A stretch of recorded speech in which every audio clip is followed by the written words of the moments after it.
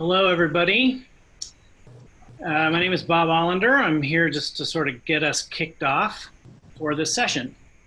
And thank you for attending the 2020 Sunstone Digital Symposium, session 341, titled Pushed to the Edge, a Historical Discourse Analysis of the Intersections of Feminism, Transgender Healthcare, and Mormonism.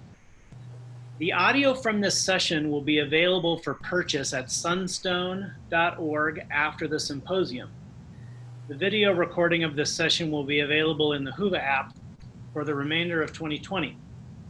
Now, your schedule says that this session is a 60-minute session, but the presentation will actually last 60 minutes, and we've been given permission to go longer to accommodate a Q&A.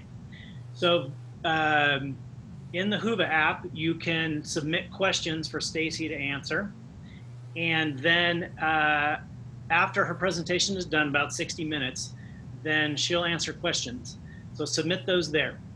And just stay with us as long as you can. If you aren't able to join because you have to run to another session, the session is being recorded, and so you can come back and watch the Q&A later. At Sunstone, we are making it a goal to build a community that allows many ways for people to express their faith. Our tagline is, "There is more than one way to Mormon." We invite you to help us build a community where all paths are given space to be better understood. Please support us in our mission by making a donation and subscribing at sunstone.org. Now I would like to hand it off to Amy Evans Hickman, who will introduce the session and our speaker. Thank you. I am so delighted to be able to introduce my dear friend Stacy. Stacy Jackson Roberts is a transgender woman who was raised in a devout LDS farming and cattle ranching family in Beaver, Utah. During her gender transition, she was confirmed in the Episcopal Church at the Washington National Cathedral and now identifies as Episcomo, which I love. Professionally, Stacy is currently a psychotherapist in private practice in Washington, D.C. suburb of Silver Spring, Maryland. She specializes in gender and sexuality and has presented and consulted on these topics nationally and internationally. Previously, she was the lead therapist for transgender LGBTQ behavior health at a federally qualified healthcare center in Baltimore, Maryland, where she led the creation of the LGBT Health Resource Center and Gender Joy Journeys of Youth program, offering mental health, puberty suppression, and gender-affirming hormone therapy to transgender youth.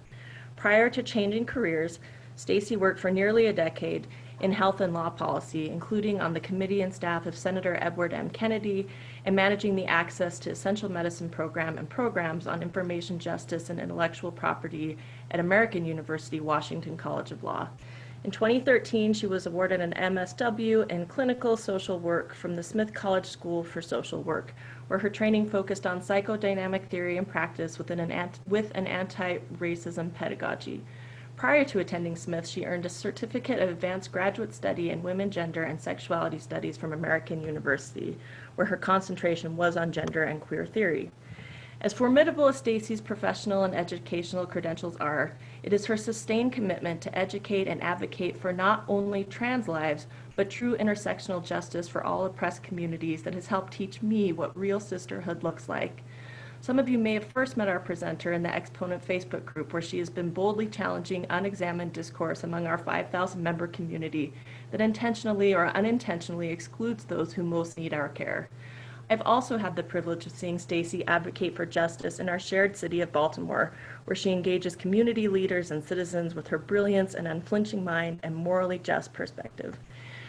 In an unjust society where Stacy has had to fight for everything in order to live authentically, from medical care to discrimination-free employment to ending harassment in all forms, I have never seen Stacy advocate for herself without also making sure those rights and opportunities are extended to others.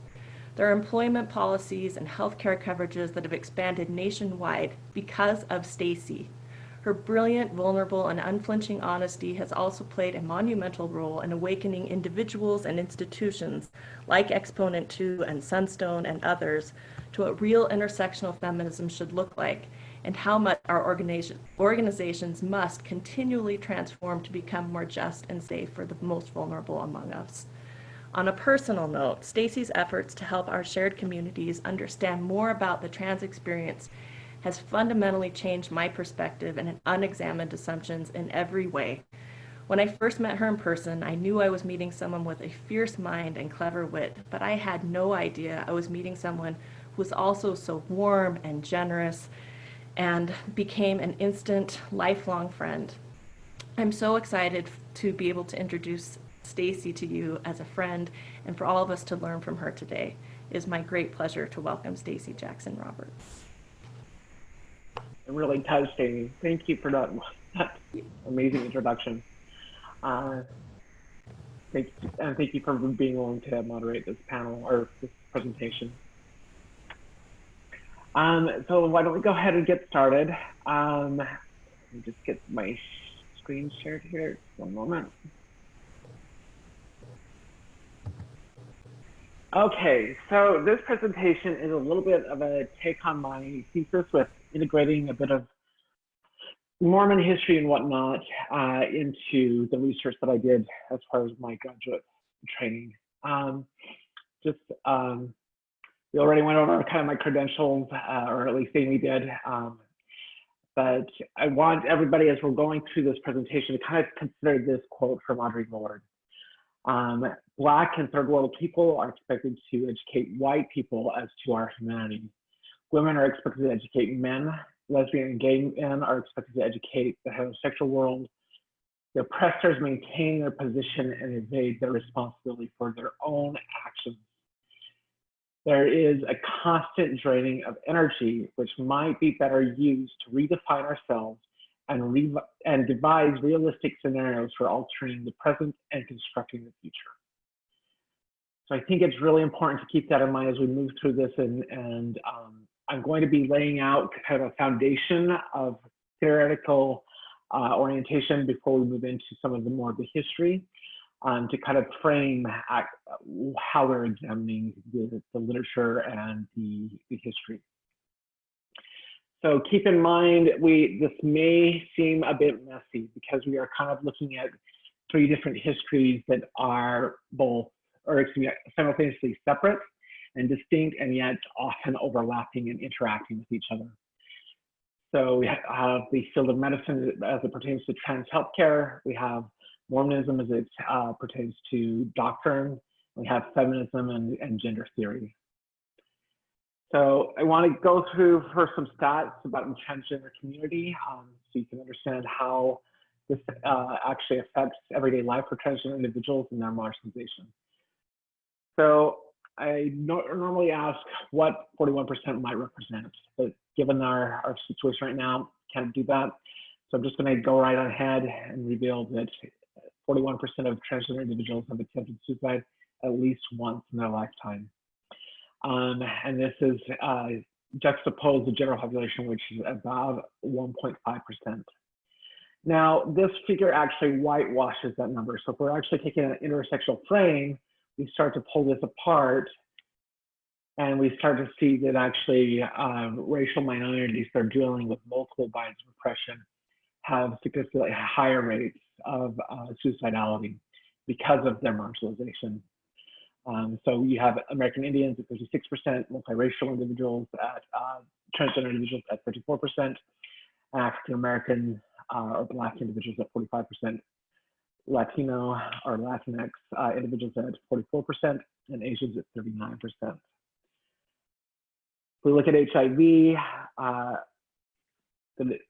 the HIV contraction rate for transgender individuals is 4 times the national average. But again, if we pull that apart and look at who's really dealing with the multiple binds of marginalization, Black transgender individuals are at 24.9%, Latinx at 10.92%, American Indians at 7%, Asians at 3.79%, and white individuals 0.75%. So we start to see how race starts to actually play a part in the marginalization here of transgender individuals. And if you look down at the bottom, trans sex workers, it's a 15.32% HIV contraction rate. Now, if we look at poverty within the transgender community, if you're transgender, it's you're 4 times as likely to live in extreme poverty, which is living at a salary of or income of $10,000 a year or less. 2 times as likely to be unemployed. 50% have been fired, not been hired, demoted, or been denied promotion due to the gender identity or expression. And 19% have been evicted or denied housing. If we look at the healthcare statistics, 19% of transgender individuals have been denied critical medical care. 28% have experienced harassment in a medical setting. 2% have been assaulted by a medical provider. Often this is in the form of genital checks to check the gender of the individual. 50% had to educate the provider of their healthcare needs. I've actually had to do that when I first got on hormones. I had to actually do my own research and go in and educate my doctor about how I needed access to care and how they should be prescribing care for me. Being out as a transgender individual and medical to their medical provider actually increases the likelihood of experiencing harassment or being refused care. 50% have postponed care because of safety concerns, and 88% delayed seeking care because of inability to pay. Now, as we're moving through this, I wanted to make sure that people are understanding that this care is considered medically necessary care. There is actually a legal definition and a definition by the leading professional associations. Basically, the treatment for transgender individuals alleviates the symptomology and increases functionality. So when you're looking at anything that is within the realm of medicine, that's basically the definition of medically necessary care. So transition-related care is considered medically necessary. The AMA has affirmed this. The World Professional Association of Transgender Health has affirmed this. The National Association of Social Work, the American Psychiatric Association, American Psychological Association, and many other professional associations have affirmed that this is medically necessary care. So historical discourse analysis. It is a method of reading, writing, and interpreting using the lens of critique. Historical discourse analysis works against the objectivist fallacy of traditional positivist historical methods in decentering the authority of the historian as a neutral recorder of fact and the claim of historical writings as objective reconstructions of past events. So what this is saying is, rather than being concerned with documenting historical truths, historical discourse analysis is focused on analyzing the discursive production of history, and more particularly the dynamics and construction of power. So as we move through this and we're looking at the different things, you'll notice that I'm looking at who is doing the writing or making the decisions and what powers and influences are coming to bear. So again, we need a theoretical foundation. Radical feminism is a branch of feminism that came out of the second wave during the 60s and 70s. Many of the theorists of the time were writing on trans issues, but one particular that stands out is Janice Raymond, who wrote a book called The Transsexual Empire, The Making of the Female. She asserts that transgender women, notice she's focused on transgender women, not transgender men or non-binary individuals, appropriate the female body, and that is a taking, and thus trans women rape all women by appropriating female bodies and penetrating female space. And she locates trans women as the enemy rather than the patriarchal institutions that construct true transsexual women within hegemonic ideals of womanhood. We'll get into more of this as we move on into the presentation to explain that, and I think it'll make a lot more sense. Post-structural feminists, if we look at Judith Butler, stands out with her book Gender Trouble.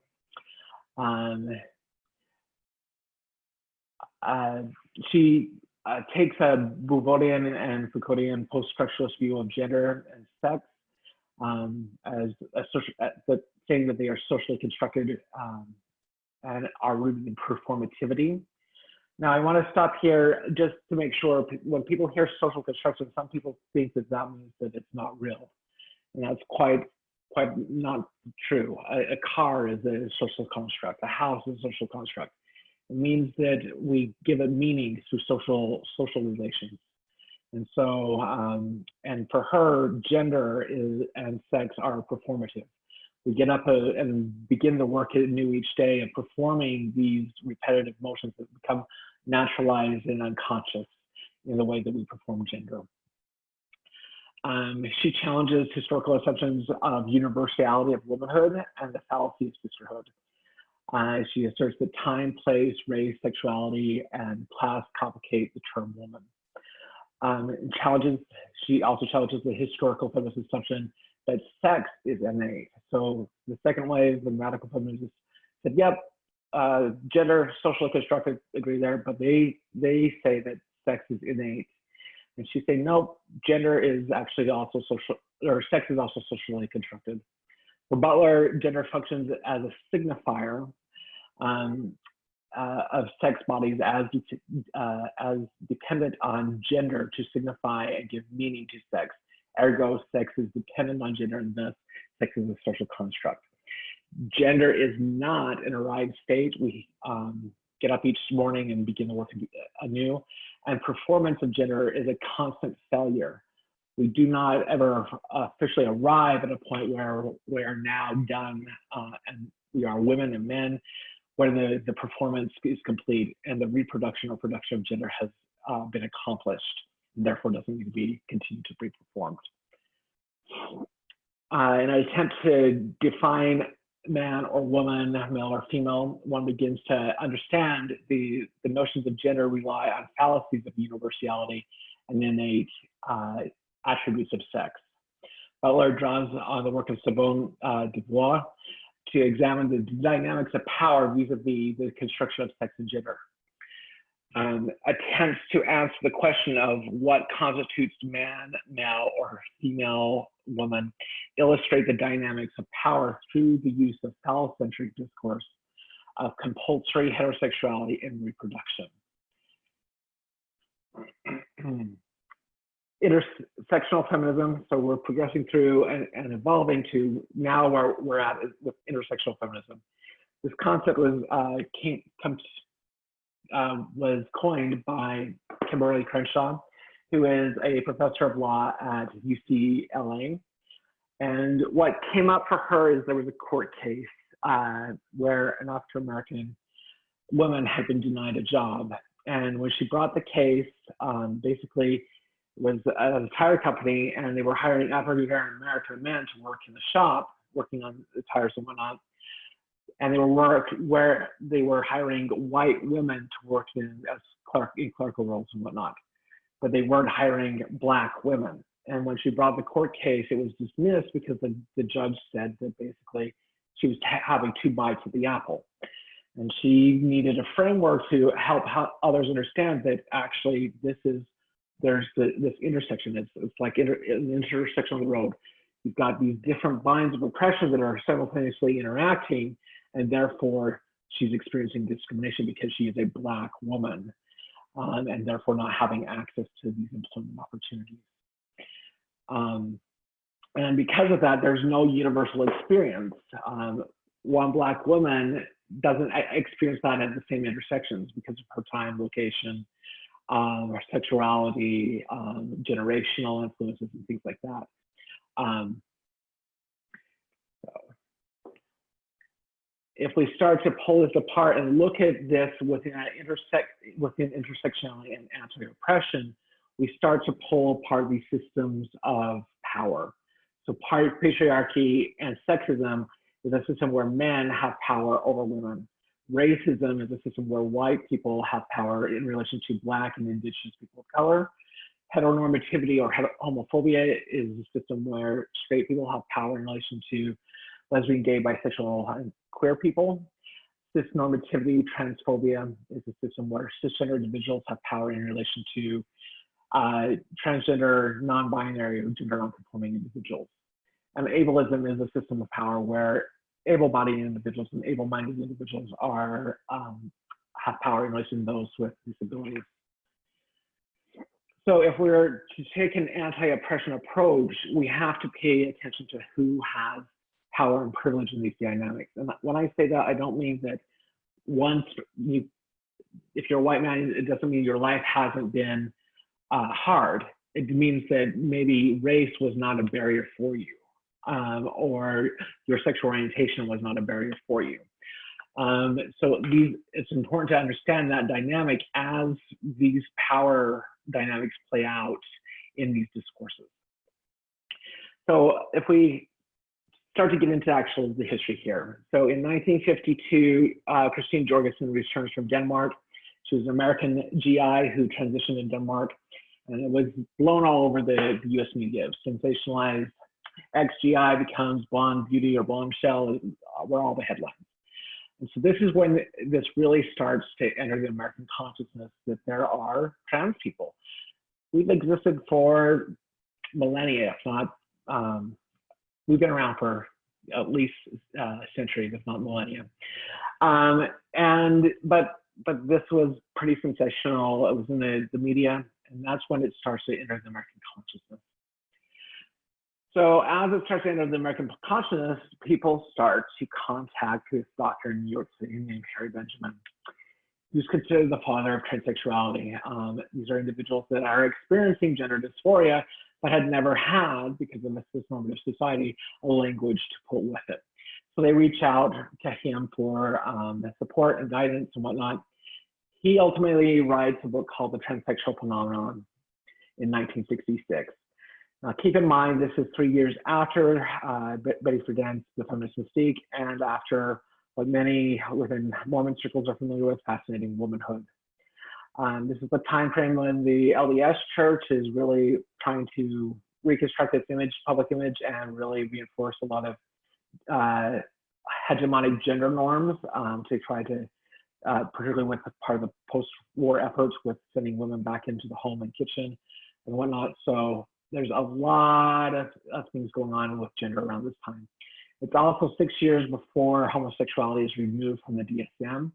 DSM is the Diagnostic and Statistical Manual for Mental Health Conditions. This book was considered a central authority for diagnosis and treatment of transgender individuals. Now, you'll notice throughout my slide, I use the term transsexual. That's technically an archaic term. I'm using it because it was the term used at the time, and it's very much focused on those that are seeking medical intervention to change. It is also the term that I actually do identify with because I have sought out medical intervention to change my sex traits to align with my gender identity. Ultimately, what is now WPATH was originally the Harry Benjamin International Gender Dysphoria Association, named in honor of this doctor. The transsexual phenomenon was a pioneering attempt to document and formulate and professionalize diagnostic and treatment protocols for transsexuals. It was written for the medical profession and the laity. So it was a full paperback book that you could buy, and so trans individuals out in the community could buy it, they could read it and understand it, and also take it to a medical professional and hopefully get help. It influenced compulsory it influenced compulsory scripted narratives that individuals were required to maintain in order for health professionals to sanction the patient as a true transsexual, granting or denying access to hormones and surgeries. It was also a compassionate attempt to provide a diagnostic foundation and justify treatment within a patriarchal medical establishment. When you think about it, in the 1960s, most of the doctors, if not all of the doctors, are white heterosexual men. Yet it was also an instrument of power that compelled conformity to hegemonic ideals of gender that marginalized individuals. Failing to adhere to such standards of true transsexuality was the basis for denial of transition-related treatment. In chapter 1, Harry Benjamin lays out an elaborate exploration of various aspects of sex. and the potential for sex variance outside the traditional sex binary. To quote him, he says, the better educated person knows the existence of intersex and true and pseudo-human hermaphrodites in whom the physical sex is in doubt. Yet in subsequent chapters, he reveals it reveals that concepts of sex that appear to be deeply rooted in this essential notion of sex, gender, and sexuality, which in turn informs the scripts used to construct and pathologize transsexuals. As Benjamin put it, these persons, in a distinct and a strictly scientific sense, fool themselves. No actual change of sex is ever possible. If a chromosomal study should be made, however, the true chromosomal sex would be discovered. So let's trouble this a little bit. Consider an individual with an XY chromosomal makeup but has androgen insensitivity syndrome. This means that their androgen receptors, the receptors sensitive to testosterone, can't detect testosterone. So the individual develops as a female and is raised and socialized as a woman. Is she not a woman? Is she not female? Should she be marginalized as less than true woman because, as Benjamin asserts, her true chromosomal sex is male? What are the underlying drives that are influencing such rigid adherence to essential notions of sex and gender? If we've got all the science that's showing actual diversity, there are over 24 different types of intersex conditions. And so there's a lot of diversity as far as, it's not just this dimorphic male-female. It's a spectrum of wide variety between. So if we start to get into some of the other publications of the time, this book, Transsexualism and Sex Reassignment, this was an anthology that was edited by Richard Green and John Money from Johns Hopkins. Richard Green was at UCLA. It had 35 contributors, only 3 of whom were women. Of those 3, one was a graduate student, one was a surgical RN, and one was a psychologist. The psychologist article within the anthology was concerned with transsexual intelligence. Basically, all these trans individuals were blowing the bell curve as far as intelligence. I have some theories about that. I won't go into them now, but as of right now, there's a high correlation between autism spectrum disorder and gender dysphoria. So I think there might have been some early signs of that at that time. But notice who's writing this. This is largely white heterosexual men that are writing these anthologies and writing these narratives and doing this research on trans people. This other book, Sexual Identity and Conflict in Children and Adults, from 1968, was written by Richard Green. It had 18 chapters, only 4 of which addressed female to male individuals or masculine traits in girls.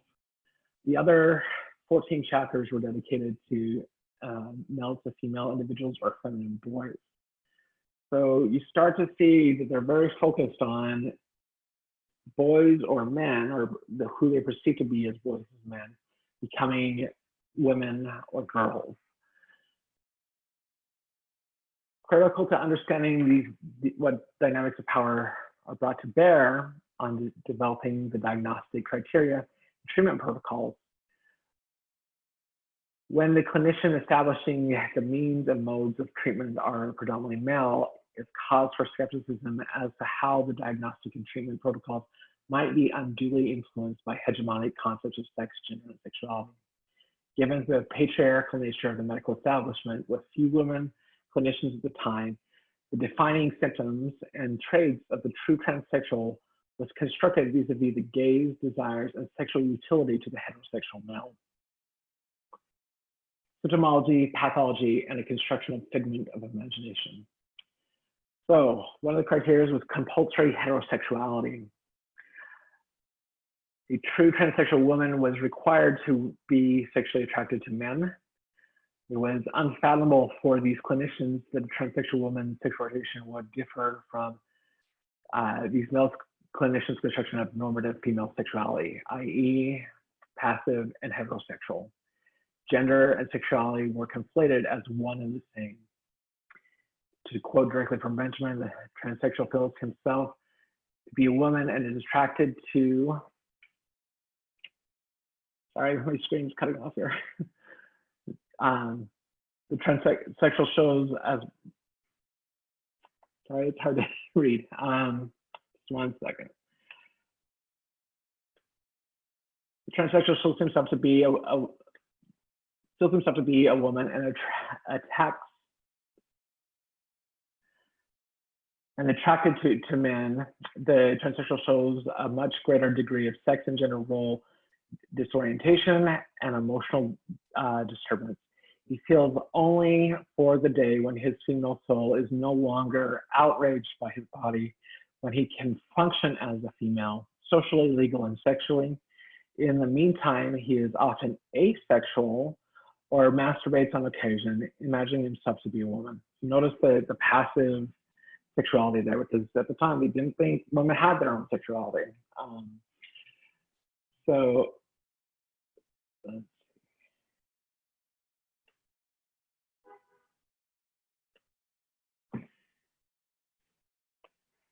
nullification, sexual gratification, and objectification. While compulsory heterosexuality in transsexual women illuminates social nullification of female sexuality, the nature and early surgical techniques provide additional insight into the power-laden narratives and practices that have informed treatment for transsexual women. Consequences that led to the physical nullification and objectification of the body of transsexual women. Surgeons during the 1960s through the 80s were focused on surgical techniques that were constructed. They constructed a modestly sensate vaginal cavity for transsexual women, but not with creating a sensate clitoris. The surgical construction of the neovagina centered on the sexual gratification of male partners and the sexual objectification of the transsexual woman. To quote Benjamin, the penile, by the way, this is no longer the technique. This was the technique of the time. It's evolved quite substantially. The penile skin is utilized to create a labia minora. All these tissues contain sensory nerve endings, which may later help to convey sexual satisfaction, possibly climaxing in orgasm. The creation of the artificial vagina is, for many transsexual males, the crucial part of the operation. Notice all the also non-affirming language through all this, always more referring to trans women as males or trans men. So notice the lack of affirming language throughout this. The transsexual seeking out clinical literature to better understand themselves and possible medical interventions, accessible literature like Benjamin's Transsexual Phenomenon, informed the lexicon and constructed scripts for accessing care. A high degree of adherence to feminine stereotypes on the part of male transsexuals may be part of the result of a conscious, superficial imitation of female behavior. So on the one hand, we have these really strict ideals of what you have to adhere to in order to access care, and then over here, they are puzzled by how strict trans people are being to these superficial imitations of female behavior. So these are scripts that transsexuals are compelled to maintain with high rigidity to appease and convince gatekeepers that they warrant surgery and related transitional procedures. In addition to compulsory heterosexuality, sexual passivity, and gender and ambitions, born trapped in the wrong body and God made a mistake are just a couple of the cliche scripts that have been perpetuated by the diagnostic protocols. For me, I don't like the phrase God made a mistake. This was the journey I was born into. So I think there are different ways people frame their experience as trans. Transsexual women's gender expression are, sorry, I've got a cracked screen, it's hard to read this. Expressions are seen through trivializing terminology, including masquerading, imitation, superficial, abnormal, artificial, and deviant. The use of these terms by clinicians is indicative of the positivist views of sex and gender, is dismissive of the experiences of transsexual women as fallacies. These publications betray a constant process of linguistic demarcation, distinguishing the normal, real, and true from those experiences that are deemed abnormal, artificial, and deviant. Closure of Johns Hopkins Gender Identity Clinic and the repercussions.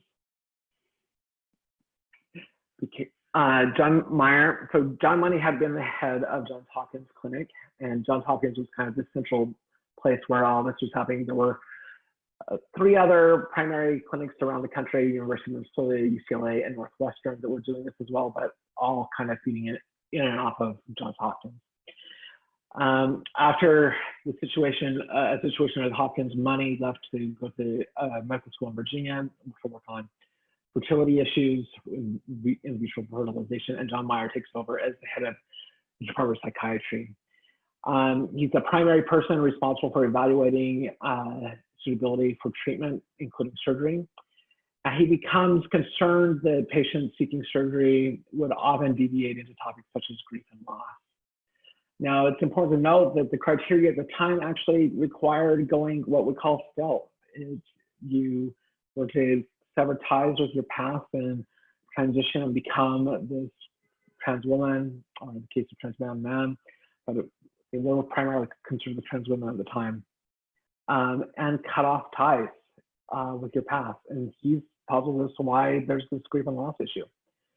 So it prompts him to do what he calls an objective quantitative follow-up study to the long-term benefits of surgery. Meyer's objectivist approach failed to be conscious of the ways in which it is impossible to be neutral historian, and impaired his consciousness of the ways that his normative ideas informed the study.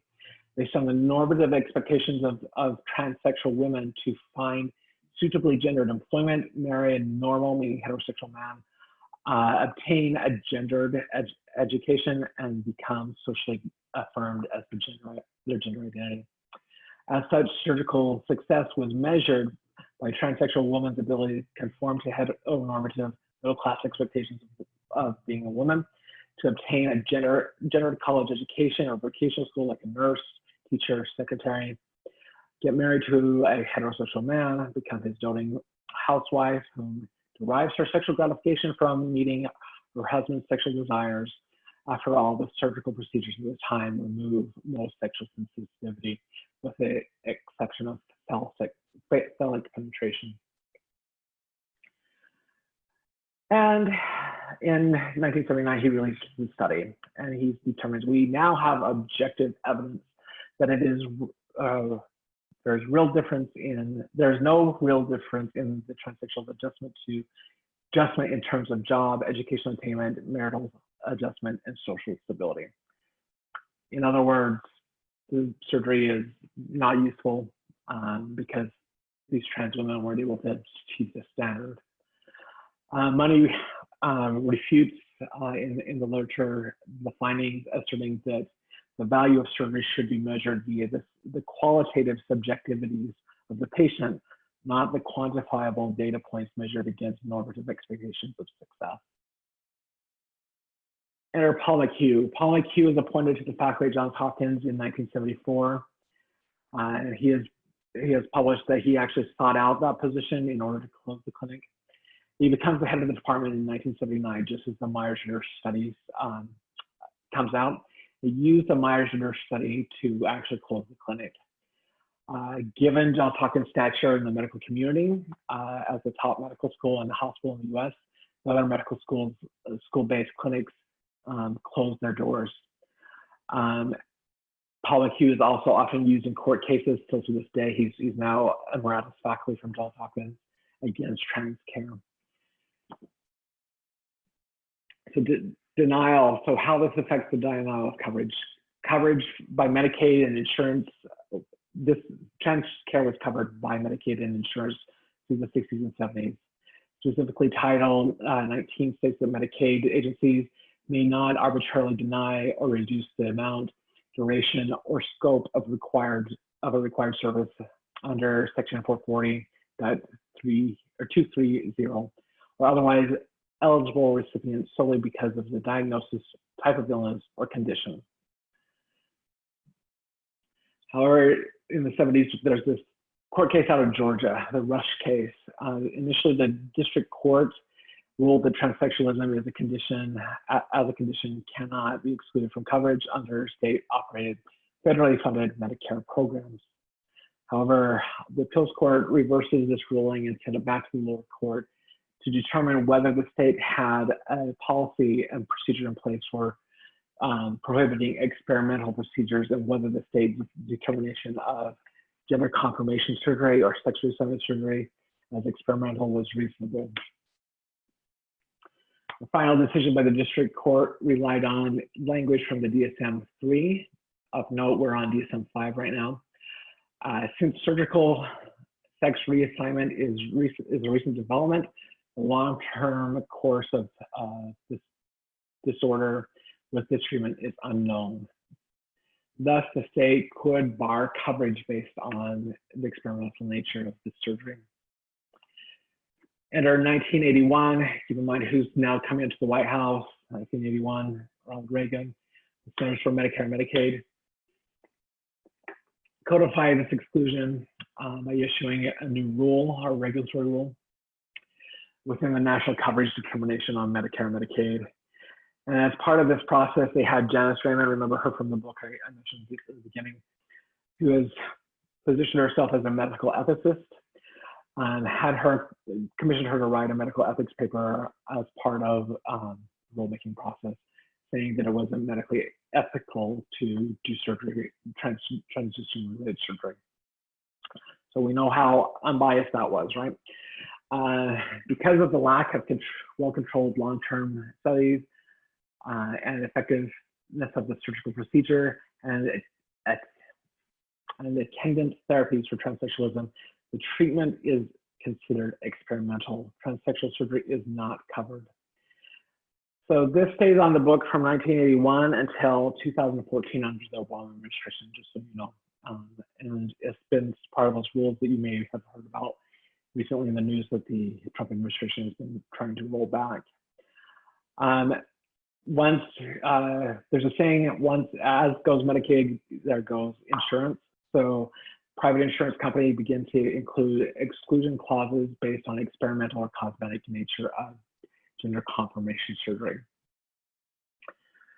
With the closure of Johns Hopkins and affiliated university clinics and increasing opposition and scrutiny to the treatment of transgender individuals, the Harry Benjamin Association, now WPATH, was formed in 1979 as a multidisciplinary professional association to conduct research, promote evidence-based standards of treatment, and engage in public policy advocacy. And in 1979, they published their first version of the Standards of Care, which regulated the diagnostic and treatment protocols. We're now currently on version 7, which was published in 2011, and version 8 is about to be released any time now. So that's all going on, and at the same time, we've got this stuff going on with the church. So I'm going to transition into kind of going into the church history.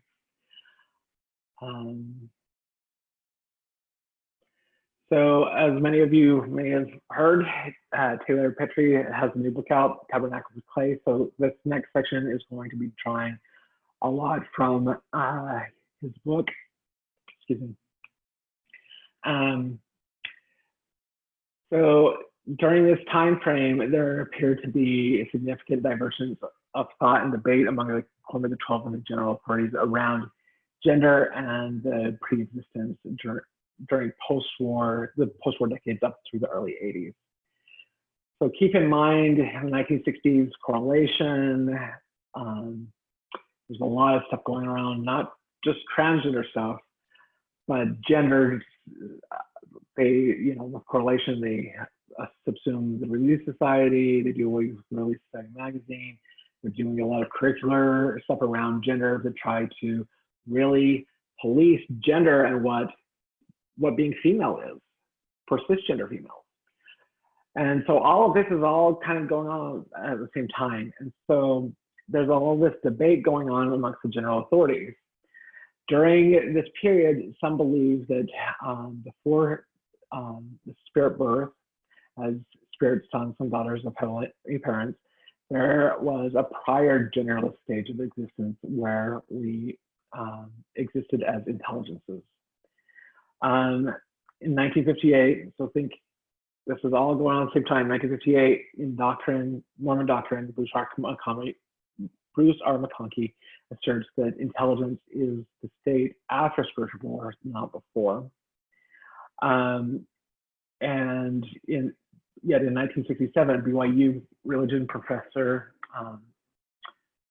oops, I forgot to include his name, publishes a book describing two stages of premortal existence, namely the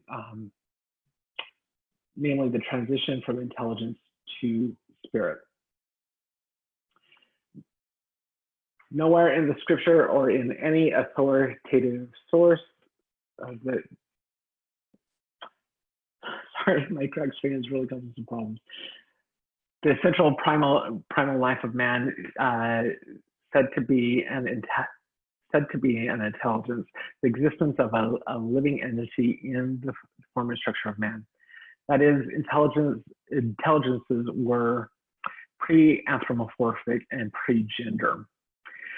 In 1972, Roger Turner, a different BYU professor, asserts gender is not an eternal characteristic, nor was an assignment of gender arbitrarily done by God. The principle of agency must have, for Turner, the principle of agency must have played a part in anything God did. The arbitrary assignment of sex would have left him particularly vulnerable to criticism. Thus, the act of choosing our sex was a distinct act of personal autonomy in the pre-existence in this view. In 1965, General Conference, the assistant to the Quorum of the 12, William Critchlove,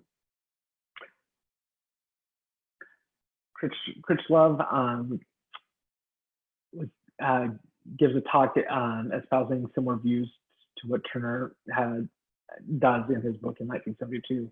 For Critchfield, various spiritual roles and these are gendered roles and traits influence one's choice of gender, thus becoming a conscious choice.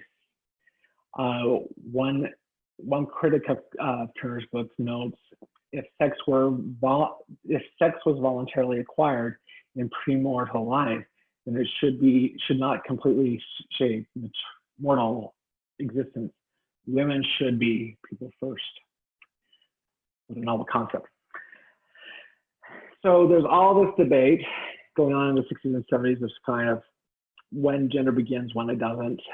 And then there's also, I didn't include on these slides, the debate as to whether gender will also perpetuate because of the genderlessness potentially of the TKs, or as some referred the TK smoothies, you know, if the celestial kingdom is the highest level and we're only going to be able to procreate in that, there is the certain general authorities at the time that were thinking that basically gender and sex were pointless in the lower kingdoms, and thus would be genderless, and thus gender is not eternal. In 1983, however, these views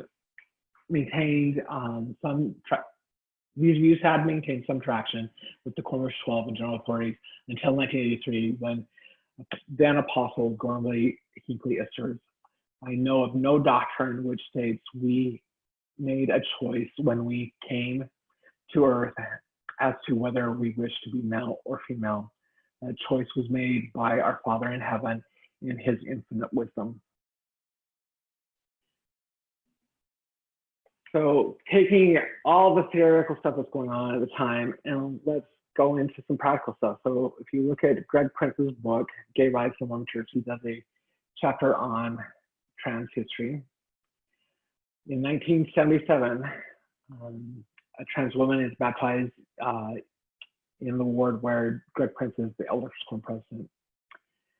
The recommend included the prior name and the current name and noted that she was transsexual. In 1978, the stake presidency, without specific reference to this trans woman, makes inquiry to a general authority, likely Hugh Pinnock, regarding endowment and temple marriage for trans women, for this trans woman. In June 1978, Hugh Pinnock writes in response, the answers you are about to receive are somewhat consensus in nature. He authorizes her endowment going through with the name she was baptized under and uses at this time. He also pre-authorizes her temple marriage with the caveat that the woman has explained to a man the condition of her present physical body. Pinnock then underscores the fact that this should not be considered general policy, as some of the brethren, as we discussed, still feel that she has an eternal male spirit in a physically mutilated body.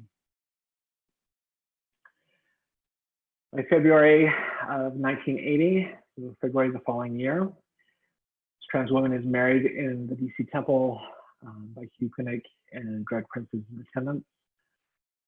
By the following October is when the first presidency at General Conference issues the first policy barring trans surgery. Greg's book discusses the stages of evolution on church policy regarding birth control and draws parallels to the evolution in policy on transsexual inclusion versus exclusion. For Greg, he believes it will follow a similar pattern. With birth control, there was no policy, and so it was basically bishop roulette.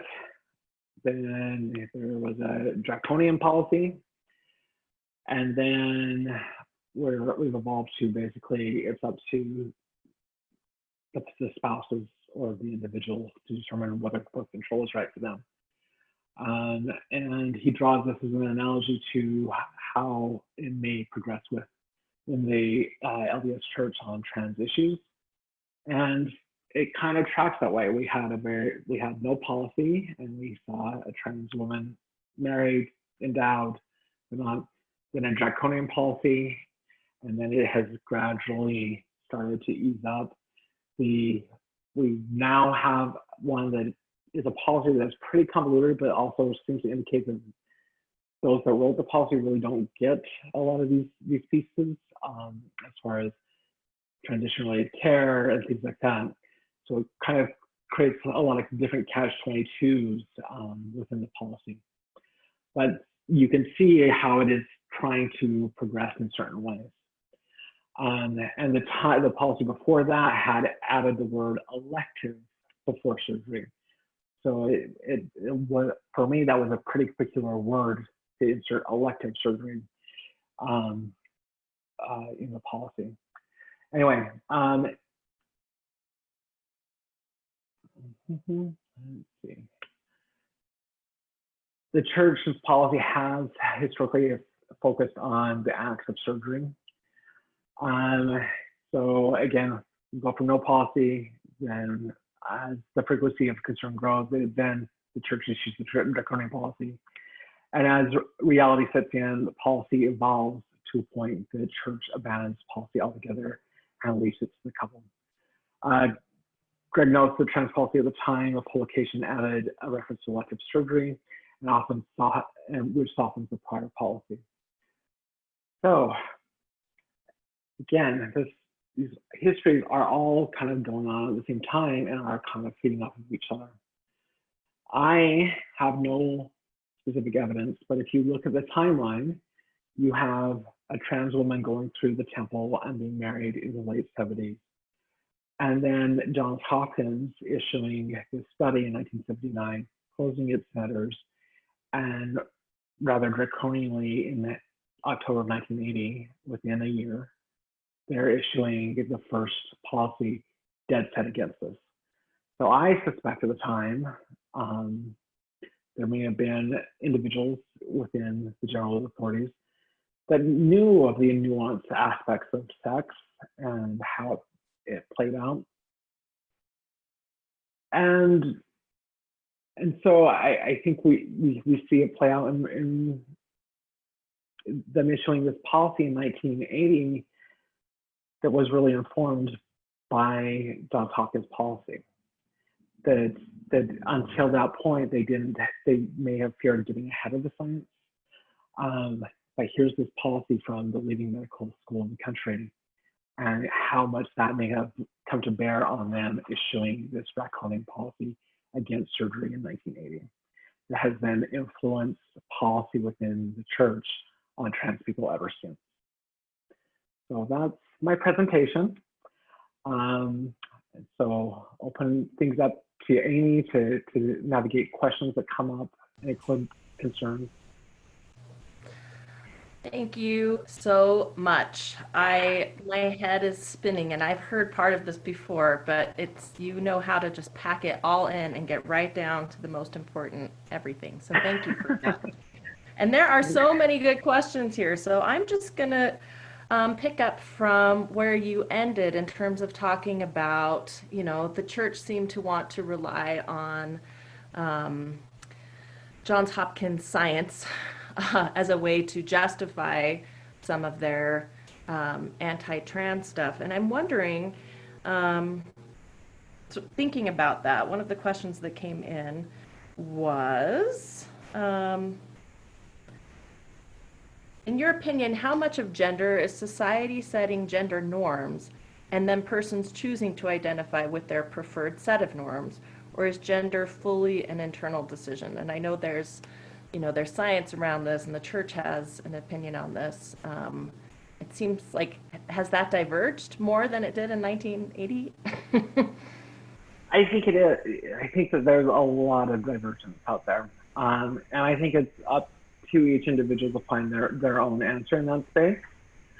For me, a lot of things are socially constructed. There is no gene that codes for women liking pink or girls liking pink. That is completely socially constructed, and at one point, actually, that was the masculine color. However, I grew up on a cattle ranch in Beaver, Utah, and yet my internal sense of self was always female. And so there is some aspect within me that feels some aspect of innateness, whether that people consider that a spirit, and a gendered spirit, or some other aspect. That's for them to determine. But for me, there was that aspect. And yet I also realized that a lot of things are socially constructed. I'm 6'2", and I'm a bigger gal. And so some of the things I do as far as performativity in relation to gender are there's that relational aspect, to be read as female. So makeup, long hair, wearing dresses. Doesn't mean that I think women should only wear dresses. Those are all socially constructed cultural norms associated with being female. And so to be more consistently read and affirmed as female, those are things that I choose to do. I happen to like a lot of those things, but I don't think that there's some genetic component that's drawing me to it. Yeah, that makes me think about your Judith Butler reference about how performance never ends, and then combined with the church's teaching recently in the Proclamation on the Family that gender is eternal. Like, does that idea exhaust you? That performance has to be maintained, like that. I mean, it exhausts me. And I think it's also indicative of those that are issuing this from the church often conflate the terms gender and sex. So often, I think when they're saying gender is eternal, they're saying sex is eternal. And yet there's so much doctrinally that seems to contradict each other, because there is this question, what are the other kingdoms like if we can only procreate in the in the celestial kingdom, if we're only married and having spiritual sex, if you will, or whatever, in the social kingdom, is there a point to gender in the lower kingdoms, or is that how supposedly it's regulated in the lower kingdoms, that we all become genderless? Right. So, Right. part of it is I kind of come to a point where I'm okay with being me and here now, and we'll cross that bridge when we get to it. Yeah. Well, and in that, since you brought up the celestial kingdom, I'm going to ask this question somebody asked. Within Mormon spaces, there's a lot of talk about wanting a female deity's presence. People are wanting to know more about Mother God. What impact do you see happening to our community if we further engender gods, offering gods capable of welcoming all forms? Further engender I gods love this over question. offering gods capable of welcoming all forms. Yes. Oh, somebody really knows me or just happened to touch a particularly good nerve. I think this is where my heart still lays connected with the restoration in some regard. I think that the restoration through Joseph Smith had so much potential in this area. One of the things I loved when I converted to becoming Episcopal is, there were two female priests to begin with that invited everyone to God's table to be nourished at God's meal. And in the Episcopal tradition, or at least in this parish, they see God as containing both the divine feminine and divine masculine. And that works to an extent for me. I'm not sure it fully works, but at least it provided space for that. And for me, what mother would deny a seat at the table for her child? And so here's the space where all are welcome to participate in Holy Eucharist. And tying that back to the restoration, how much within other forms of Christianity the divine feminine has been erased and suppressed. And there was just so much potential with restoration, with the acknowledgement of the Heavenly Mother, of Heavenly Parents. I worry that we lost that there's something there. And I'm not satisfied with what the church is saying, that, it's to protect Heavenly Mother and things like that. Mm-hmm. I don't think any mother would say cutting off contact is showing her respect. So, yeah. So I think there's a lot that I'm still sorting through around the divine feminine or Heavenly Mother. Mm-hmm. I think there's a lot that all Judeo-Christian and other religions too are dealing with, because of how patriarchy has suppressed and erased the feminine. I also honestly think that that's where a lot of sin is. Here is a lot of power that has been influenced to oppress and marginalize the divine feminine and females and women in service of certain people having more power.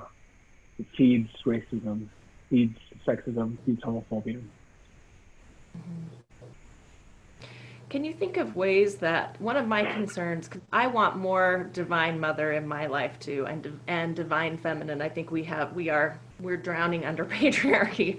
But one of my concerns is always, the more you emphasize the divine mother in Mormonism, the more heteronormative we seem to become. I wonder what ideas you have about how we bring in more of the divine mother and that feminine divinity into our lives without reasserting eternal heteronormativity.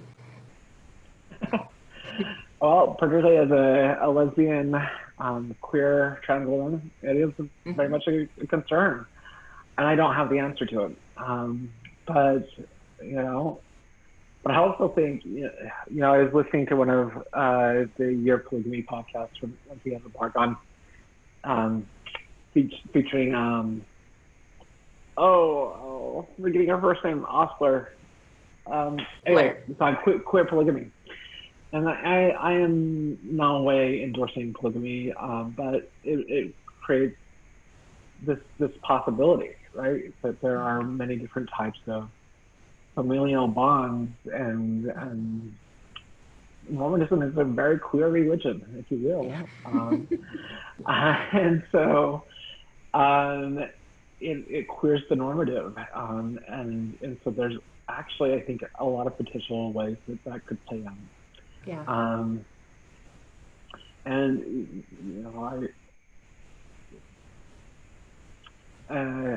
Maddie Harrison, is that how you pronounce her name? Yeah. Wrote a phenomenal piece in the Exponent. Actually led me to subscribe to the Exponent on the second wife. It was absolutely beautiful and just really touched me about how the first wife was really there in the relationship because of our relationship with the second wife. So it was just I'm not doing the story justice, but it was a beautiful story that really queered these narratives around how the afterlife could be constructed, and particularly if we try to address the problematic power dynamics that are constructed within Mormonism in the afterlife. It really seems like a very male-centric, procreative afterlife that seems kind of hellish. Sorry. Yeah. Yeah, the way it's been described to me, endless childbearing doesn't sound very fun. And yet it has so much potential for being re-envisioned in a much healthier way. Yeah. Well, I love the way you brought up that there are so many different ways to envision like what eternal human relationships could look like outside of, yes, single man, single woman married, that have been there since the very beginning. So I think that is a really important, an important thing to keep in mind when we talk about, yes, Heavenly Mother, not just immediately slot her into, yes, patriarchy's ideal of womanhood. There are so many good questions here. Let me just go through a few of these. I'm not going to try to tie them all together. One of the first questions was from your Audre Lorde quote about minorities should not bear the duty to educate majorities. The question is, who is best positioned to educate? What is the ideal? So within this, it's actually putting the responsibility on those with power. Women didn't get the right to vote by giving themselves the right to vote. They had to fight for it and have men give them the right to vote. So to dismantle these systems of power, we actually need allies from the privileged power group to start to dismantle it. The education happens. There's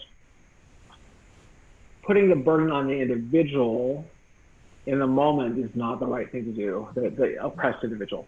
But there is plenty of literature out there or other forms of media to actually become educated, to pull this apart. This stuff that I just presented, I didn't do just on my own. I've read quite a bit. I engaged in discourse on Exponent 2. I watched documentary films. There's a phenomenal documentary film out right now on trans narratives in media called Disclosure. It's on Netflix. I highly recommend it. Watch it. And this, I think, will help pull it apart. So it's on us. I'm a trans person, but my obligation, because of my white privilege, is to dismantle racism. So I might be marginalized, but I'll use the example. So I'm a psychotherapist. I'm a trans person, so I have certain aspects of marginalization, but I have a lot of privilege. I am white.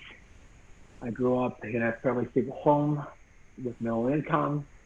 I got a college degree. I got a graduate degree from a Seven Sister, which is basically the Ivy Leagues of women's colleges. Another graduate degree from another private institution, a professional license, a good income, and I'm sitting in a room doing an assessment and writing a letter as to whether a trans woman of color who had to drop out of school because she was kicked out of her home and has to engage in sexual to earn income, whether she gets surgery or not. So am I really as marginalized as that person, a trans woman of color who's trying to get her surgery? And I've got a lot of power over I need to be conscious of, and not just focus on how I'm only marginalized or oppressed. And yet, in other circumstances, when I'm engaged with somebody that has more power and privilege, it's incumbent on them to actually understand how their words and actions and behaviors are coming across as microaggressions to maintain systems of power and privilege and keep me as subordinate. So we see this a lot with post-Mormon men who see themselves as progressive and yet are engaging in similar patterns of linguistic demarcation that still subordinate women and are not listening to how women are actually experiencing their words and actions, and not uplifting women to have their voices heard. Thank you for that, and it's something that you really do model well. I think, we hear a lot of people who are actually very privileged talk about all the time how they are being marginalized. And when I see you, you come from a background that you could easily just say, I'm the most marginalized, and yet you always identify where you have power to lift other people up. And thank you for speaking to that so that other people won't let themselves off the hook quite so easily. I'm going to go through a few more of these questions. Can you envision a performance of gender that isn't governed or defined by patriarchal teachings, and what would that look like? So I think, in other words, you talked about, how that Hopkins study was like, what proves whether or not a person can be transgendered is transgender is how successful they are at being fully feminine or fully masculine as defined by really patriarchal notions of femininity and masculinity. Can you imagine, as this question says, envision performance of gender that isn't governed or defined by those sort of patriarchal limits? I think we're seeing it play out in the trans community right now, like the diversity of gender experiences. Historically, this was very focused on a very binary understanding of sex and gender. So I identify within the binary as a trans woman. I like my femininity. I like expressing myself in that way. But as Amy can attest, I am in no means passive, submissive, some of those other words that come with supposedly female traits. And so I think there's ample opportunity to trouble these areas of gender and expression. And we see it play out even in cis individuals. Gender expression is, you have a lot of butch cis women out there versus very hyper feminine women and everything in between. That being said, I think patriarchy, it's always a process. All these systems are, the work is never done. It's not being good or bad that I'm not racist or I'm not homophobic. It's about a process of becoming and learning. Okay, let's dismantle this piece over the time. But you've got all these different aspects of the trans community that are starting to really come out of, and individuals that are identifying as non-binary, and other different ways of identifying as far as gender. And so playing with different aspects of expression. But, in one of my feminist studies classes, they were talking, the professor had mentioned, we could dismantle gender and in theory end up with something very similar. Yeah. So it is, I think it is centering the individual and how they want to express themselves and how they want to be seen and relate to the world. Well, following up on that, another question from somebody. Thank you, Stacy, for sharing your voice with us and for walking us along in education. What steps can each of us listening do to better validate and support our siblings in this journey? And I assume that they're referring to trans journey specifically. I think asking the individual specifically, because each person is going to be unique as to what their needs are. Some it may be more emotional support, some may be more tangible support. Back in 2010, when I had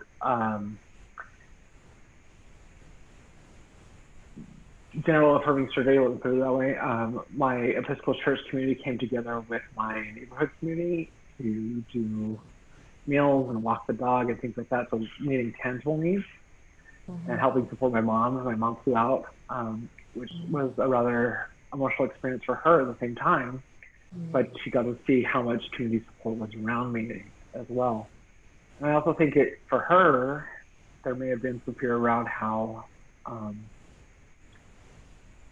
her being there for surgery may have been interpreted by the church and whether there may have been disciplinary actions. At least that was a worry on my part for her. So I think that there are different avenues to help support the individual and their family through this.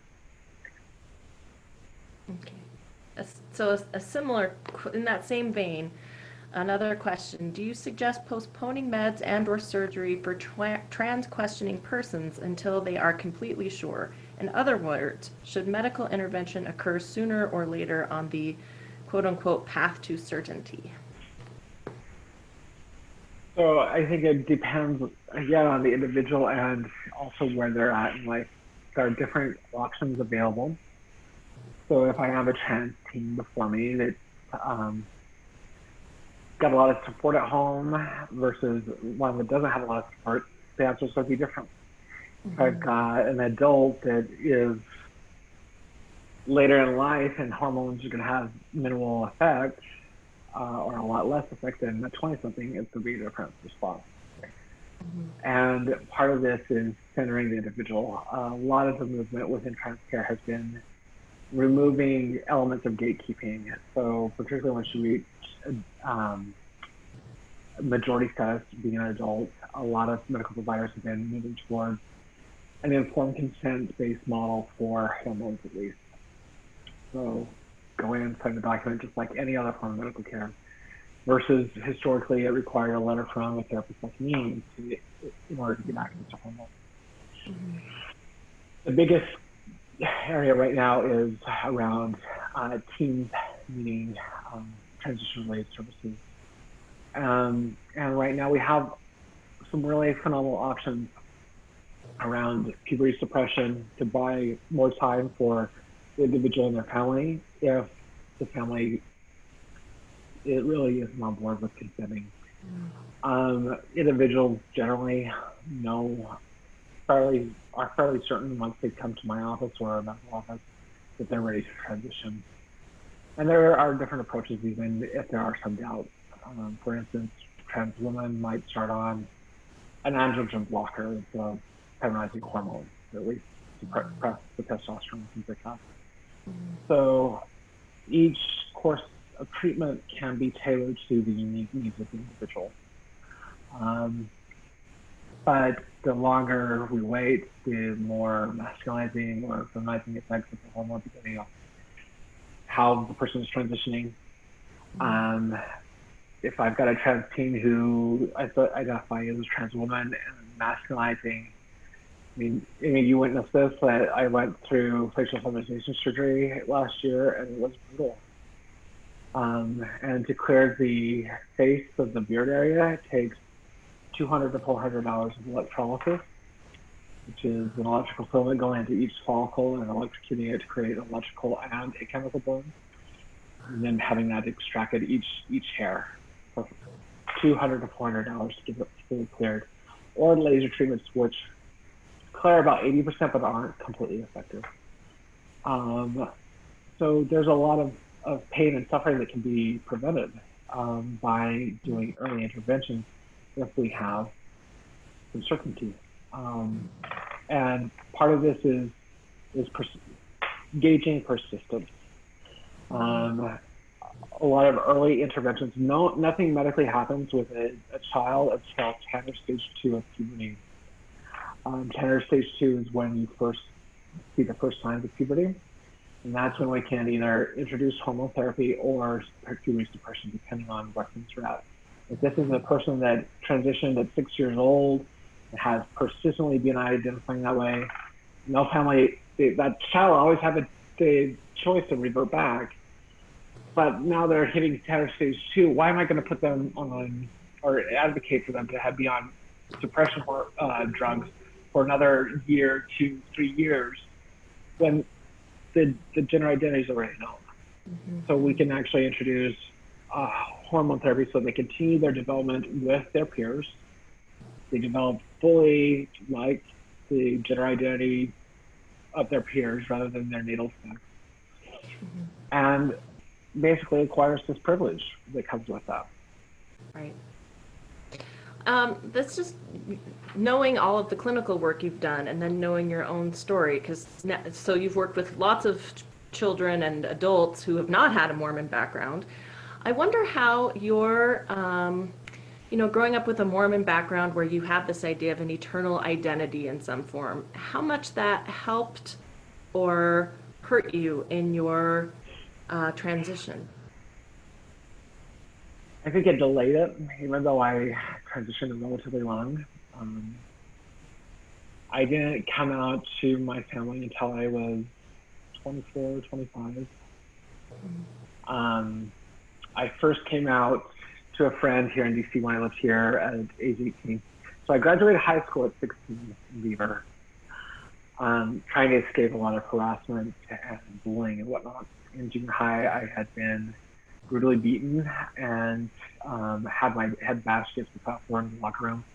And the only thing that saved me is the football coach pulling the assailant off of me. And so my mom knew I needed to get out of Beaver. So I graduated early at 16, went to my first year at Utah State, and was completely depressed. So I did a year long internship in DC.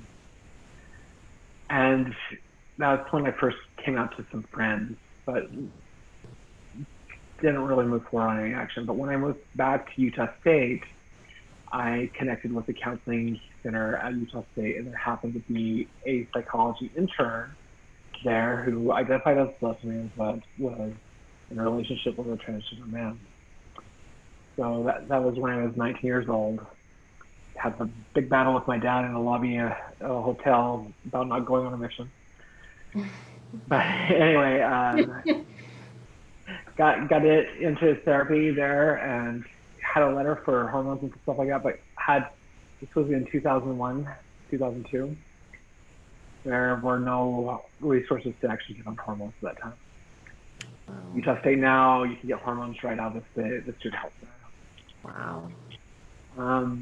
And so, and in working with the therapist, we came to the conclusion that for me to be successful in this, I needed to get my degree and likely needed to get at least stable at my job just in case I did lose my family. And so that's what I did. I plowed through a degree at Utah State once I returned in 18 months. Graduated in the spring of 2003. Came out to DC to work for Senator Kennedy. Luckily had a really good professor at Utah State that I'd taken some civil rights course from, and many of you probably know Ross Peterson. He helped me get an internship and then on staff with Senator Kennedy. But I also realized that I likely could not transition on the Hill. I was there when Senator Kennedy signed the non-discrimination proposal that included trans individuals, but I'd also been in a meeting where some of the mid-level managers were concerned about trans individuals being in the office. That's when I applied for work with an academic institution, and I felt like it was probably safer to transition. And worked to work at a law school at DC, in law school where Kate Kelly graduated from. So very feminist roots. And that's where, after a couple of years, some good reviews under my belt, I felt finally safe to come out and transition, and had good bosses that were on my side that helped go to bat to change insurance policies to be inclusive. The first procedure I received was a black market procedure that was not good and resulted in hematomas and infection. That was because I had to pay out of the pocket and went to an illegal abortion clinic to get the procedure done. But that started things down the road to help further along insurance coverage in the U.S. for trans individuals. And by 2010, when I had full gender reassignment surgery, it was covered by our health insurance policy. So there's a lot at play there. But I think I held back so much around coming out and transitioning for fear of losing my family, coming out. And to an extent, I did. My immediate family has been there for me, but my dad's side of the family has disavowed me. And that's the Mormon side. My mom converted when she was at Utah State, so I don't have much contact with my Mormon roots, if you will. Oh, that's their loss. They don't know what they're missing out on. It makes me very sad for them. So yeah, just to sort of get back to that sort of first question and maybe the point to end on, like in your presentation, you just briefly mentioned that you don't like the language that God made a mistake. And I wonder about how you feel like, the sense of your eternal self and and what you said about God not making a mistake, how that has helped you become the wonderful woman that you are.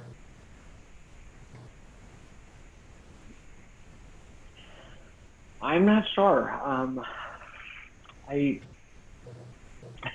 don't know that I would describe myself as the wonderful woman that I am. That's my words. I stand by.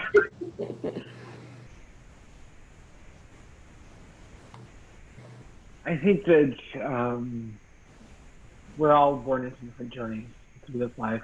None of us get out of it alive, and yet I think, maybe the test isn't me. Maybe I am the test. And so, I don't know. I think that I think I don't like framing things from the negative that God made a mistake. It's really a problematic frame for me. And there's a lot of different human conditions, for lack of a better phrase, that